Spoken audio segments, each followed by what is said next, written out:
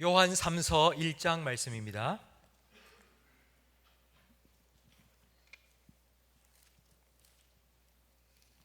신약 성경 396면입니다.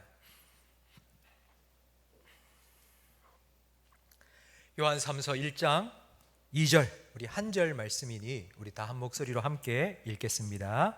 사랑하는 자여, 내 영혼이 잘됨 같이 내가 범사에 잘되고 강건하기를 내가 간구하노라. 아멘. 우리는 격변의 시기를 지나고 있습니다.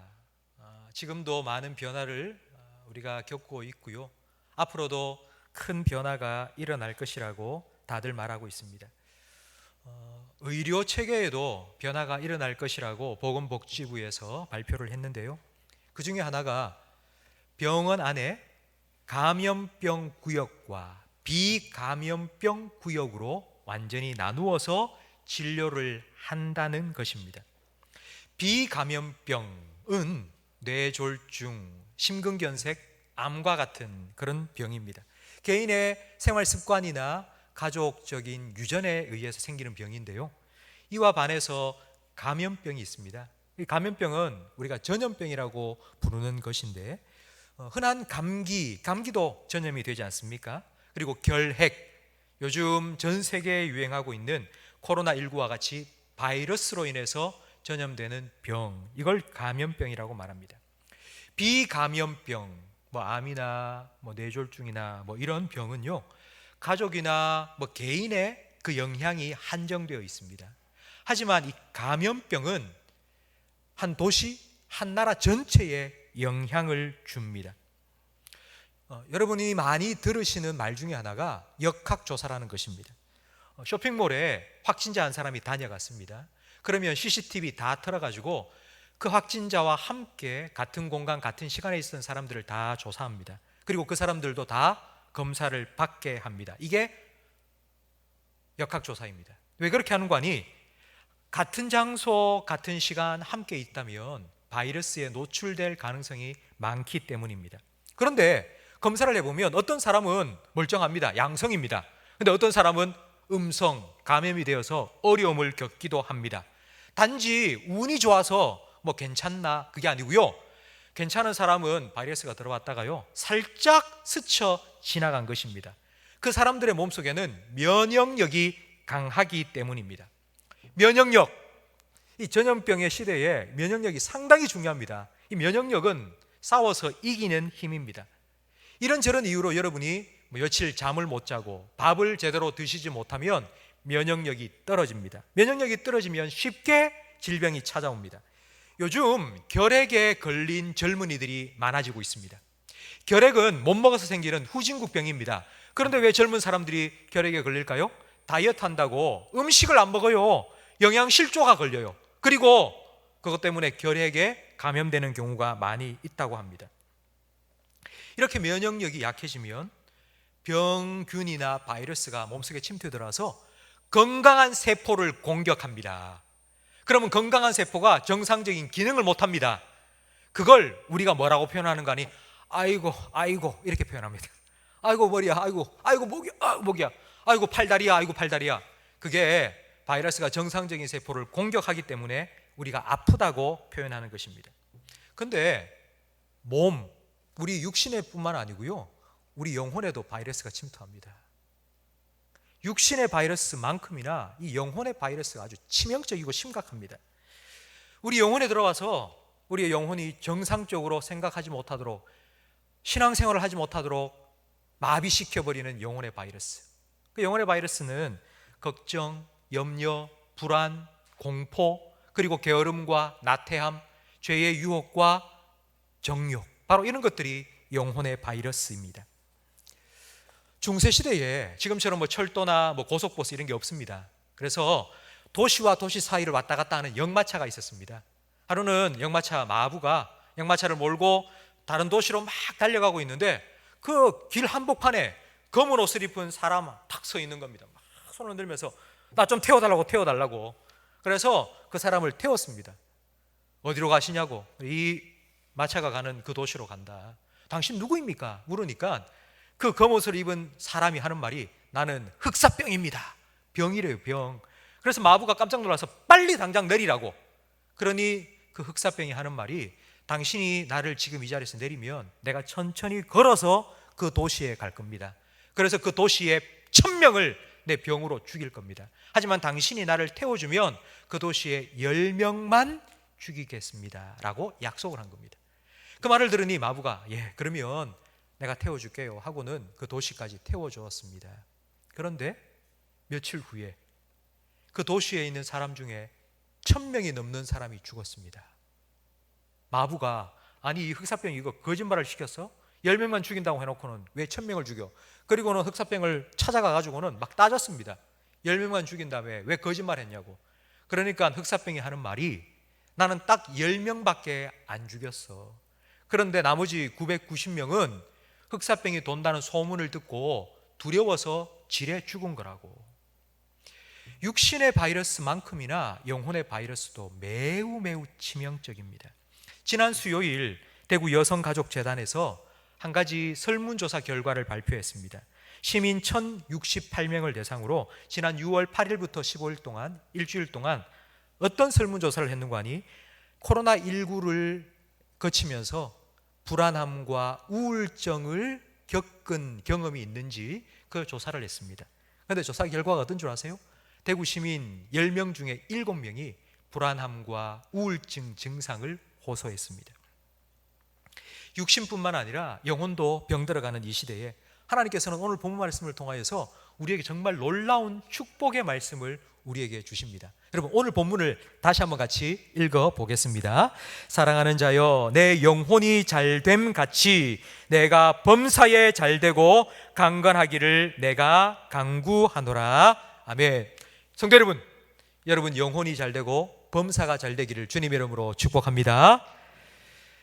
영혼이 잘된다는 게 어떤 걸까요?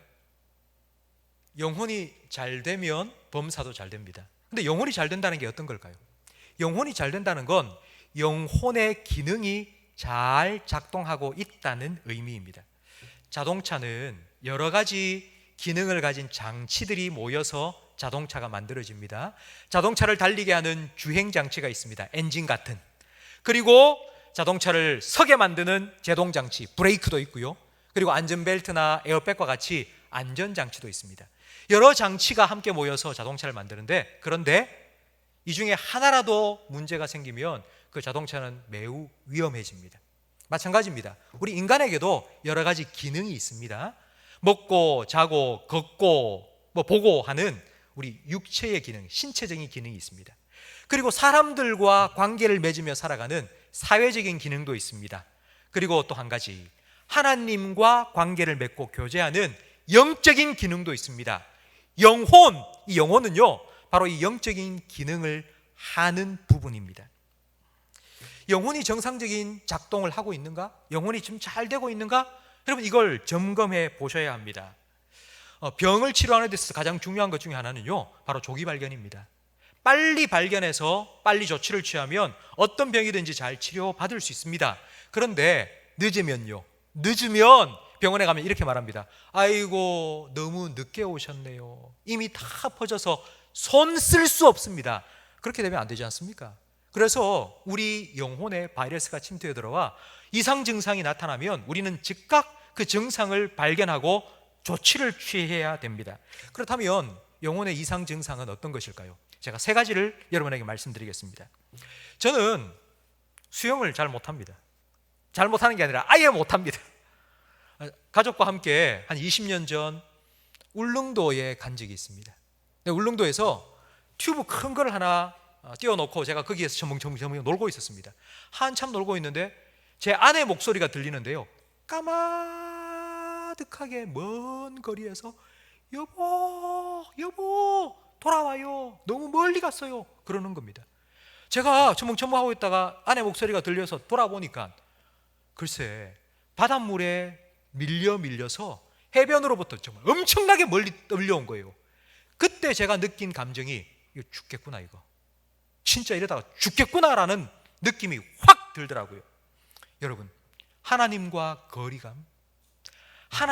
거리감을 혹시 여러분 느낀 적이 있으십니까? 우리 영혼이 하나님과 멀어지면 서서히 병들고 그러다가 서서히 죽어갑니다. 그런데 이 하나님과의 거리감은 의외로 잘 느끼지 못합니다. 누가 왜 그래? 너 요즘 이상해. 너 그렇게 살다가 너 큰일 나. 누가 말해줘야지. 여보 너무 멀어졌어요. 누가 말해줘야지. 그때서야 아이고 너무 멀어졌네. 큰일 난대 라는 것을 그때서야 깨닫게 됩니다. 코로나19 때문에 우리가 3개월 동안 함께 모여서 예배를 못 드렸죠. 그리고 현장 예배를 재개한 지 이제 한 2달 되어 갑니다. 현장 예배를 재개했지만 지금 2부 예배를 드리는 우리 성도님들 중에는 아직 가정에서 예배를 드리는 분들도 많이 계십니다. 저는 이해합니다. 연로하신 부모님을 모시는 우리 성도님들, 혹시라도 만에 하나 나 때문에 우리 부모님이 코로나에 감염이 되어서 힘든 일을 겪으면 어떨까, 그런 염려 때문에 오시지 못하는 것 저는 다 이해합니다. 우리 성도님들 중에 직장 생활 하시는데 월요일 날 출근을 하면 월요일 출근하자마자 직장 상사가 대놓고 묻는데요. 야, 너 어제도 교회 갔어? 가지 마라 했잖아. 거기 가서 너 옮겨오면 우리 직장 다 문 닫아. 그런 얘기를 공개적으로 한대요. 그래서 그것 때문에 어쩔 수 없이 영상으로 예배를 드리는 성도님들도 계십니다. 여러분, 제가 목사로서 정말 우리 성도님 위해서 걱정하고 있는 건 교회에 안 나오는 것, 그것 때문에 걱정하는 거 아니에요. 그것 때문에 걱정하는 게 아니고 우리 성도님들이 점점 하나님으로부터 멀어질까 걱정하는 것입니다. 나도 모르는 사이에 점점 멀어져 버릴까. 그래서 제가 여러분이 어디 있든지 간에 매일매일 말씀 묵상하고 그 말씀 묵상을 돕기 위하여서 제가 영상을 만들어서 지금 유튜브에 계속 매일매일마다 올리고 있습니다. 그 몇 시간 들어서 만드는 겁니다. 매일 만나, 저를 만나는 게 아니고 하나님 만나서 하나님 말씀의 만나를 공급받으라고요. 그래서 매일 만나를 유튜브에 계속 올리고 있고요. 주일 설교를 5분 동안 요약해서 주일 만나 유튜브에 올리고 있습니다. 여러분, 2주 동안, 내일부터 2주 동안 여러분 모든 성도님들한테 제가 문자를 보내드리겠습니다. 매일 만나, 주일 만나, 링크, 문자, 카톡을 보내드리겠습니다. 여러분 카톡 들어가도 아이고 귀찮아라, 막 매일매일 온다, 차단하지 마세요.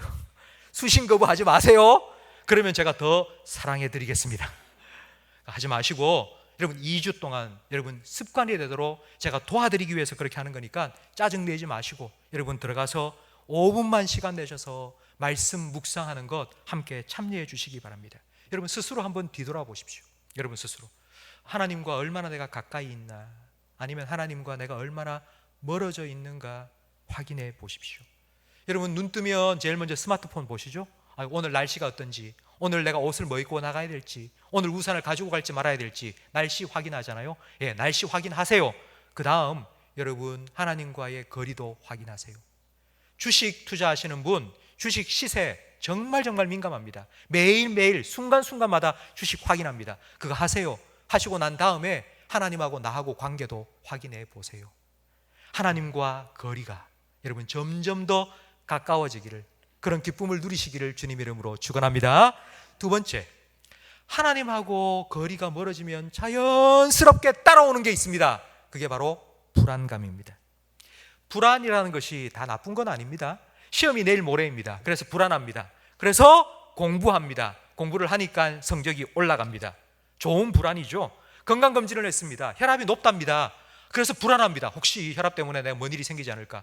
그래서 운동을 열심히 합니다. 그러면 혈압도 낮아지고 건강해집니다. 좋은 것입니다. 그런데 영혼에 바이러스가 침투해 들어와서 불안감이 생기는 이 불안은요, 위험합니다. 이 불안은 아무 이유 없이 그냥 불안한 겁니다. 그냥 아무 이유 없는데 그냥 불안한 거예요. 2012년 그때 최고의 정성기를 구가하던 개그맨 정형돈 씨, 아마 다 아실 겁니다. 그 정형돈 씨가 어느 한 텔레비전 프로그램에 나와서 내가 누구에게도 하지 않은 말인데 라면서 한 가지 고백을 했습니다. 그게 뭔가 하니 자기가 지금 불안 장애를 앓고 있다는 거예요. 그래서 매일매일 약을 먹는다는 거예요. 최고의 정성기입니다. 인기 최고였습니다. 그러면서 하는 말이, 내가 지금 인기 최고를 누리고 있는데 곧 내 미천이 다 드러나고 사람들이 나를 좋아하지 않으면 어떨까, 너무 불안하다는 거예요. 자기는 누가 도와주는 사람 없이 정말 운이 좋아서 이 자리까지 오게 되었는데, 그렇게 되면 나를 도와줄 사람이 없대요. 가족 중에도 내 백이 되어줄 만한 힘을 가진 가족이 없고, 선배도 나를 도와줄 선배 아는 사람이 없다는 거예요. 그래서 자기는 너무 불안하다는 거예요.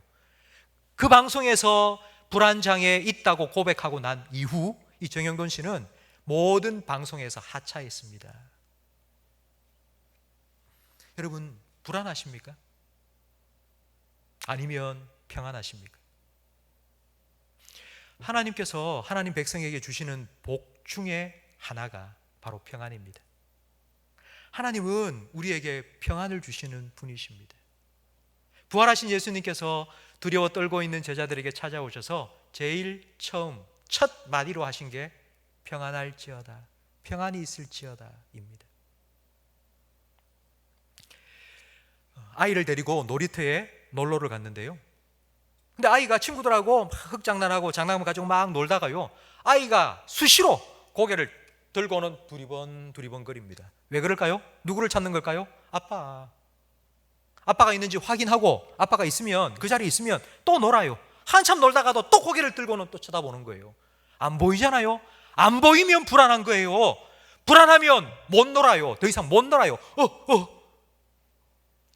여러분, 하나님과 거리감이 느껴지기 시작하면 불안함이 생기는데, 이 불안함은 계속 방치해두면 결국 무력감으로 연결됩니다.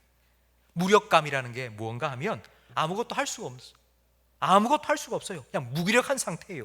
불 꺼진 난로와 같이 싸늘하게 식어서 아무런 반응을 할 수가 없는 거예요. 의욕이 사라지고 열정이 완전히 사라져버린 상태입니다. 그런데 우리 성도들에게 이 무력감은 매우 심각한 영적인 질병입니다. 이 무력감을 영적 침체라고 부를 수 있습니다. 마틴 로이드 존스 목사님께서는 영적 침체가 무엇인지를 잘 설명해 주었습니다. 영적인 침체가 찾아오면 하나님의 말씀에는 귀를 기울이지 않고 마귀가 자꾸 하는 말에 귀를 기울이게 된다고 설명을 했습니다. 저는 이 설명이 정말 맞다고 생각됩니다. 갈멜산에서 850대 1의 영적인 대결에서 기도하니까 불이 팍 떨어져 가지고 대성을 거둔 엘리야, 그런 영적인 승리를 거둔 엘리야가 며칠이 지나지 않아서 로뎀나무 아래에서 아이고 나 죽겠다, 하나님 나 죽여주세요, 나 죽여주세요 라고 그렇게 영적 침체에 빠졌습니다. 하나님께서 엘리야에게 야, 너 할 일 끝났으니까 너 죽어도 돼, 그런 말씀을 하셨겠습니까? 아니죠. 그건 누가 한 말입니까? 누가 넣어준 말입니까? 마귀가 넣어준 말이에요. 너 쓸모없어, 너 죽어도 괜찮아, 그런 말 넣어주는데 그 말을 자꾸 듣고는 아이고 하나님 나 죽고 싶습니다, 나 살기 싫습니다, 그런 말을 하나님한테 자꾸 쏟아놓고 있는 것입니다. 여러분, 바로 이것이 영혼의 바이러스가 침투해 들어와서 생기는 이상 증상입니다. 이런 영혼의 바이러스가 침투해 들어오지 못하도록 우리는 막아내야 됩니다. 영혼의 강건함을 갖기 위해서, 영혼이 작동을 잘 하기 위해서 우리는 막아낼 수 있는 면역력이 필요합니다. 그렇다면 영혼의 면역력을 강화할 수 있는 방법이 무엇일까요? 저를 따라 하시기 바랍니다. 저를 다 따라 하시기 바랍니다. 하나님을 기뻐하세요. 하나님을 기뻐한다. 아마 여러분 많이 들으셨을 겁니다. 그런데 여러분의 어린 자녀가, 여러분의 손자가 여러분한테 하나님을 기뻐하는 게 뭐예요? 하나님 기뻐하는 게 뭐예요? 라고 물으면 뭐라고 대답해 주시겠습니까? 저는 자전거 타기를 참 좋아합니다. 새벽기도 마치고 월요일 같은 날 혼자 자전거를 한 1시간 반, 2시간 탑니다. 주일날 비가 안 오면요, 주일날 예배 다 마치고 교회 다 정리하고 집에 들어가서 한 5시나 6시쯤 되면 저 혼자 자전거를 신천대로, 그리고 또 금호강 자전거도로 1시간 반, 2시간 정도 타고 옵니다. 자전거를 타면 참 좋습니다. 시원한 바람을 가르고요, 제가 마치 하늘과 땅 사이를 가르며 달리는 것 같습니다. 그래서 너무 좋습니다. 자전거를 타면 저는 항상 찬양을 틀어놓고 자전거를 탑니다. 그래서 찬양을 따라 부르면서 제 입에서 계속해서 나오는 말, 자전거를 타면은 제가 뭔 소리를 해도 지나가는 사람 안 보더라고요. 너무 좋습니다. 아, 좋습니다. 하나님 감사합니다. 제가 이걸 수십 번 말합니다. 너무너무 좋습니다. 좋아합니다. 그런데 제가 어느 날 큰 실수를 했습니다. 자전거 동호회 카페에 가입을 한 겁니다. 제가 못 볼 것을 보기 시작했습니다. 거기에 이 자전거가 300만 원짜리인데 무게가 8kg 정도밖에 되지 않고, 내가 이 자전거를 타기 시작하면서부터 시속 20km 달리던 게 30km로 올라갔다고 막 그런 얘기를 막 하는 거예요. 사진 찍어서 막 올리는 거예요. 제가 그걸 보면서부터 그렇게 내가 자전거 타기를 좋아하고 자전거를 볼 때마다 빨리 타고 싶다 이런 마음이 들었는데, 자전거를 볼 때마다 저거 자전거가 여보 나도 좀 속도 좀 올리고 나도 좀 좋은 자전거. 그러자 갑자기 제 아내가 막 눈을 이렇게 뜨면서 당신 뭐 자전거 프로 선수할래요? 그때 제가 정신이 번쩍 들었습니다. 그렇지, 나는 프로 선수가 아니지. 난 그럴 필요가 없지. 속도 낼 필요가 없지. 나 복장 갖출 필요 없지. 뭐 남들이 타는 500만 원, 1000만 원짜리 자전거 나한테 필요 없지. 그냥 즐기면 되잖아. 그냥 재밌어 하면 되잖아. 그냥 타면 되잖아. 여러분, 바로 이것이 아마추어의 사랑입니다. 프로가 될 필요가 없어요.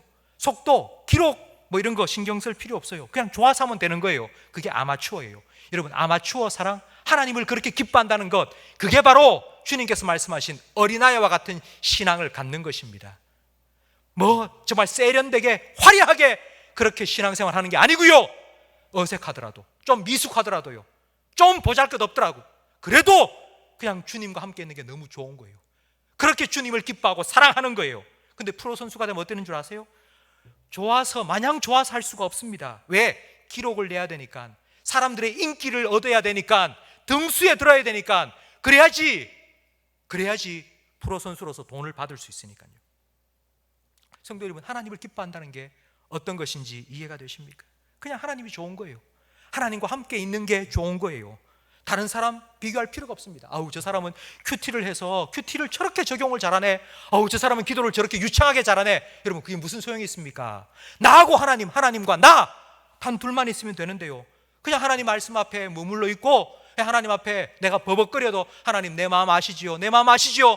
그렇게 한 시간을 주님 앞에 기도하며 머물러 있어도 그냥 좋은 거예요. 그게 바로 하나님을 기뻐하는 것입니다. 성도 여러분, 저는 여러분을 축복하고 싶습니다. 하나님과 함께하는 기쁨을 꼭 맛보시기를 주님의 이름으로 축복합니다.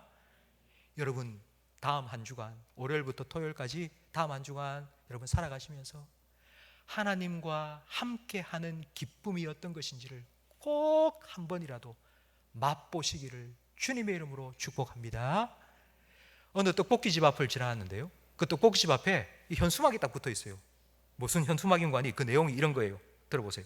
한 번도 안 먹어본 사람은 있어도 한 번만 먹어본 사람은 없는 떡볶이.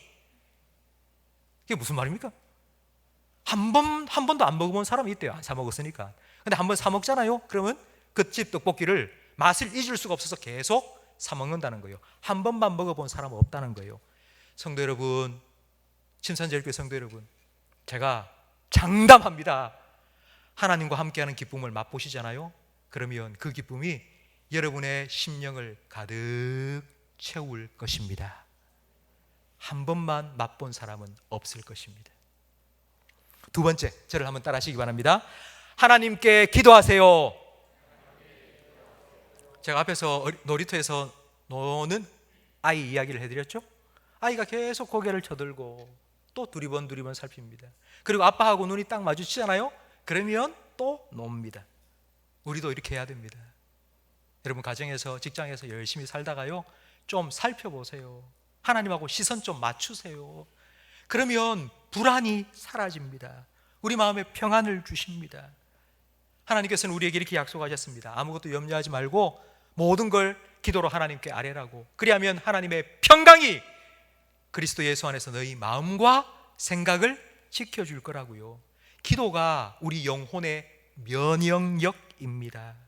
불안의 바이러스가 우리 마음속에 침투해 들어오지 못하도록 우리를 막아주는 것, 우리의 영혼을 지키는 것, 우리의 생각을 지켜주는 것, 바로 그것이 기도와 하나님의 평강이라고 우리에게 말씀하십니다. 미국 원주민인 나바호 인디언이 있습니다. 이 나바호 인디언은 성인식을 합니다. 우리나라에도 18세, 19세 되면 성인이라고 하지 않습니까? 근데 그 나바호 인디언들은 이제 아이가 자라서 어떤 연령이 딱 되면 성인식을 동네에서 다 해줍니다. 그런데 반드시 치러야 될 예식이 있는데 동네 뒷산에 데리고 가서 나무에 그 아이를 꽁꽁 묶어둡니다. 꼼짝 못하게. 그리고 밤새도록 그렇게 있어야 됩니다. 그리고 다음날 아침이 되면 동네 사람들이 다 올라가서 그 밧줄을 풀어주고 동네에서 성대한 잔치를 베풀어주며 성인이 됨을 축하해 줍니다. 그런데 한 아들이 이제 성인식을 하게 된 거예요. 오늘 밤에 이제 묶여야 돼요. 아버지를 붙잡고 막 이렇게 말합니다. 아버지, 나 무서워요. 아니 늑대도 있고 표범도 있는데 와서 나 잡아먹히면 어떡해요? 나 무서워요. 나 못하겠어요. 그러자 아버지가 약속합니다. 얘야, 동네 사람들이 너를 묶어두면 그냥 꼼짝하지 말고 거기 그대로 있어라. 아빠가 저 맞은편 수풀에 숨어서 동네 사람들이 못 보도록 내가 숨어 있고, 그리고 화살과 창을 가지고 내가 쫙 당기고 있을게. 혹시라도 네 근처에 늑대나 표범이 다가오기만 해도 분명히 아빠가 그거 죽일 거야. 너한테 접근을 하지 못하도록 할 거야 라고 약속을 했습니다. 그러면서 아버지가 하는 말이, 아버지 손수건 있지? 아버지가 이 손수건을 나무에 딱 달아서 탁 들고 있을게. 아버지는 보이지 않더라도 손수건이 나무에 걸려 있으면 거기 있다는 건 네 분명히 믿어야 된다 라고 얘기를 해 주었습니다. 이제 성인식 예식을 치룰 때가 되었습니다. 동네 사람들이 그 아이를 꽁꽁 묶었습니다. 꽁꽁 묶여 있습니다. 그리고 동네 사람 다 내려갔습니다. 아버지는 수풀에 숨어 있고요. 자, 밤새도록 여러분, 그 아들은 꾸벅꾸벅 좁니다. 그렇게 무섭다고 해놓고 혹시라도 뭐 표범이 올까, 늑대가 와서 자기를 뜯어먹을까 무섭다고 해놓고는 꽁꽁 묶인 차례 꾸벅꾸벅 좁니다. 근데 아버지는요, 아버지는 졸 수 있습니까? 절대로 졸 수 없습니다. 절대로요. 한눈 팔지 않습니다. 화살 땡겨놓고 풀지 않습니다. 혹시라도 올까 싶어서. 하나님께서 여러분을 이렇게 지켜보시고 이렇게 지켜주십니다. 여러분 믿으십니까? 하나님은 신실하신 분이에요. 하나님 신실하다는 말은 하나님은 거짓말하지 않는다는 말이에요. 내가 세상 끝날까지 너희와 항상 함께 하리라고 약속하신 주님께서는 여러분 절대로 떠나지 않으시고 여러분과 함께 하십니다. 여러분 믿으십니까? 그 믿음이 있어야지 우리 마음의 평안을 누릴 수 있어요. 여러분, 불안도 믿음입니다. 왜 불안이 믿음이냐면 안 좋은 일이 생길 거라고 믿으니까요. 안 좋은 일이 계속 생길 거라고. 내가 내일 모레 안 좋은 일이 뭔지는 모르겠지만 자꾸 안 좋은 일이 계속 생길 거라고 자꾸 생각하고 믿으니까 마음이 불안한 겁니다. 그거 던져버리세요. 여러분 던져버리세요. 제가 몇 주 전에 설교하면서 그런 말씀 드렸죠. 여러분, 원수가 우리 집안에 내 마음속에 수류탄을 까가지고 집어던져요. 그럼 여러분 어떻게 하시겠습니까? 그거 껴안고 내가 탁 가슴에 안고 장렬히 산화했다. 여러분 그렇게 멋지게 살지 마세요. 그렇게 하지 마세요. 들어오면요 그거 던져버리세요. 하나님께 맡겨버리시라고요. 그럼 하나님께서 내가 던진 그 염려, 걱정, 불안 받으시고는 하나님께서는 평안을 우리에게 주신다고 약속하셨습니다. 하나님께서 여러분의 마음과 생각을 평강으로 지켜주실 줄로 믿습니다. 이것이 우리가 해야 될 거예요. 우리 영적인 면역을 위해서 우리 하나님께 맡기며 기도해야 합니다. 세 번째, 여러분 저를 따라 하시기 바랍니다. 하나님을 기대하세요. 뭐 걱정, 염려, 불안 이건 어쩔 수 없겠죠. 그런데 정말 내가 어떻게 할 수 없는 일이 우리 눈앞에 닥칠 때가 있습니다. 내가 해결할 수 없는 문제가 내 삶에 다가왔을 때, 여러분 가정에, 개인의 건강에, 아니면 자녀의 여러 가지 문제들, 내가 해결할 수 없는 문제들, 그때 우리는 낙심할 수밖에 없습니다. 내가 할 수 있는 일이 없으니까요. 여러분 그때 하나님을 기대하십시오. 내가 아무것도 할 수 없을 그때는 하나님께서 일하기 시작하시는 때입니다. 하나님께서 우리에게 이렇게 말씀하십니다. 바로 그때에 하나님께서 뭐라고 말씀하시는 거니? 이렇게 말씀하십니다. 너희는 가만히 있어 내가 하나님 됨을 알지어다. 저는 어제 이 말씀을 준비하면서 정말 이 말씀이, 제가 금방 여러분에게 홍해 앞에 가로막혀 있고 뒤에는 애국 군대가 쫓아오는 사면 초가에 아무것도 할 수 없는 그 상황에 하나님께서 이스라엘 백성에게 들려주신 이 말씀, 너희는 가만히 있어라 내가 하나님 됨을 보아라. 저는 이 말씀이 천둥처럼 제 심령에 울려 퍼졌습니다. 그동안 수고했다. 이제 너 할 거 없지? 할 거 아무것도 없지? 애썼다.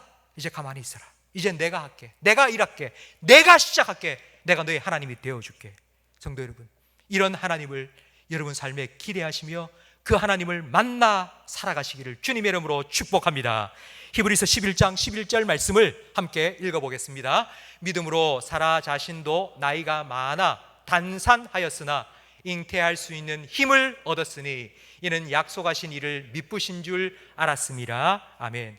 사라가 단산했대요.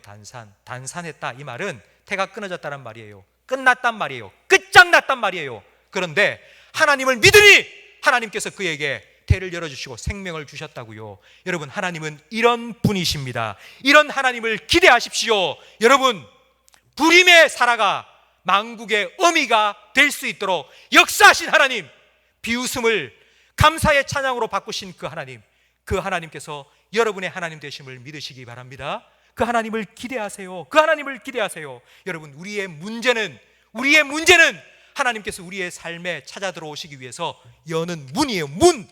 하나님이 들어오시는 문이라고요. 우리의 끝은 하나님의 시작입니다. 하나님과 함께 이 고난을 통과해 나가면 하나님께서 하시는 일이 우리의 삶에 나타나요. 그게 뭔 줄 아세요? 우리 안에 항체가 생겨요. 항체. 그 고통을 통과하면서 하나님께서 그 고통을 통하여 내게 항체를 주시고 그 항체는 다른 사람을 살릴 수 있는 백신이 되게 하십니다. 지난 3월 코로나가 창궐하는 이 땅에 부산에서 한 교회에 코로나 확진자가 수십 명이 생겼습니다. 그래서 교회가 엄청나게 욕을 먹었죠. 그런데 그 교회가 지난 6월 8일 확진 받았다가 완치된 성도님 21명이 단체로 자기의 항체가 생긴 혈장을 질병본부에 기증하기 위해서 찾아갔다는 기사가 나왔습니다. 욕할 때는 그렇게 욕하면서, 아니, 교회 성도들이 단체로 정말 처음으로 21명이 혈장을 기증한다는 기사는 뉴스에 나오지도 않았어요. 그런데 여러분, 그 완치되면서 생긴 그 항체가 들어있는 그 피를 가지고 치료제도 만들 수 있고 백신도 만들 수 있습니다. 하나님께서 우리 가운데 그렇게 일하신다고요. 우리가 그 고난을 통과해 나가면서 믿음의 항체가 생기면 그 항체는 내 주변에 있는 다른 사람들에게 치료제가 됩니다. 치료제가. 이게 바로 고난의 유익이고, 그래서 고난을 변장하고 찾아오는 축복이라고 부른 것입니다. 성도 여러분, 낙심하지 마십시오. 절대로 포기하지 마시고요, 하나님 기대하세요. 하나님께서 여러분 삶에 어떻게 일하실지를 여러분 기대하시기 바랍니다. 그 하나님께서 여러분의 믿음대로 하나님께서 여러분의 삶에 역사하여 주실 것입니다. 여러분, 하나님을 기뻐하세요. 하나님 가까이 하시고요, 하나님과 함께하는 기쁨을 맛보세요. 그리고 하나님께 기도하세요.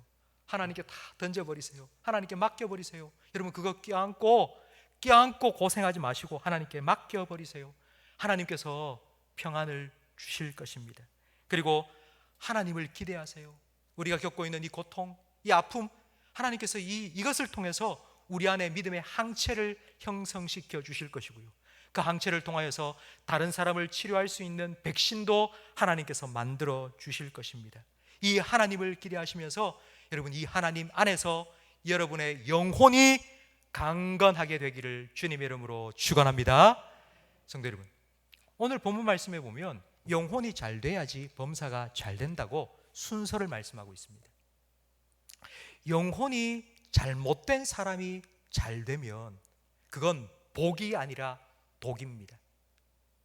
권력을 가지고 그리고 또 부를 가지고 잘된 사람이 영혼이 엉망인 사람이, 그런 경우에는요, 그 사람은 다른 사람을 아프게 하고 다른 사람을 힘들게 만들어 버립니다. 그렇기 때문에 하나님께서는 영혼이 잘 되는 복을 먼저 주시고 범사가 잘 되는 복을 주신다고 말씀하셨습니다. 여러분, 이와 같은 복을 누리시기를 바랍니다. 여러분, 하나님 안에서 참된 영혼의 복을 누리시고요, 그리고 범사가 잘 되는 복도 다음 한 주간 누리며 살아가시기를 주님의 이름으로 축원합니다.